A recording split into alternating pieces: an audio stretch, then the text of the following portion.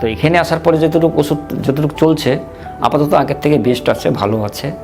আছেন এখানকার মেডিসিন নেওয়ার জন্য সাজেস্ট করবো। এখানে মেডিসিনের কোনো সাইড এফেক্ট নেই।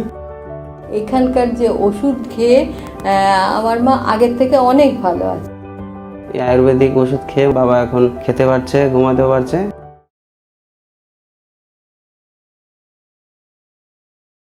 পেচ্ছাবের জায়গায় জ্বালা করছে, যে আমার খুব বমি পায়, এটা স্প্রেড হয়ে গিয়েছে। ডাক্তারবাবু বললো 4th স্টেজ আপনার হাজবেন্ডের, পাটা টোটালি বন্ধ হয়ে গেল।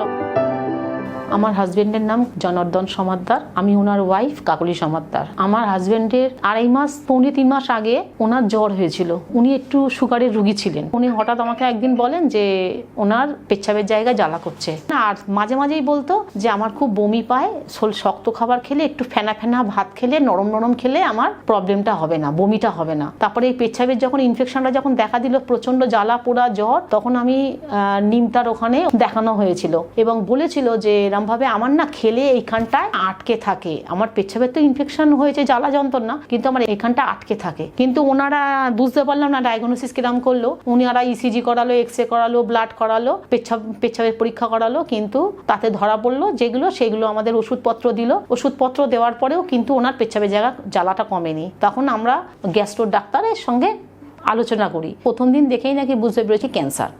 বললেন যে এন্ডোস্কোপি করলে আমি পুরোপুরি বুঝতে পারবো, এবং তারপরে ডাক্তারবাবু লিখে দিয়েছিল যে তোমরা সার্জিক্যাল ডিপার্টমেন্টে গিয়ে দেখাও। তা আমি ডাক্তারবাবুর কথা অনুযায়ী চলেছি এবং পরের দিন সার্জিক্যাল ডিপার্টমেন্টে থেকে আমি ওনাকে ভর্তি করেছি। ওখানে যখন ট্রিটমেন্ট চালু হচ্ছে, সিটি ফিটি যখন হলো, তারপরে ওই সিটির রিপোর্ট দেখে আর এন্ডোস্কোপির রিপোর্ট দেখে ডাক্তারবাবু বললো যে এখন আমরা এখানে অনেকটা উনি কিওর হয়ে গেছেন, কিন্তু ওনার আসল যে প্রবলেমটা যেটার জন্য আমরা ভর্তি করেছিলাম সেটা এখানে করা যাবে না, কারণ অনেকটা স্প্রেড হয়ে গিয়েছে।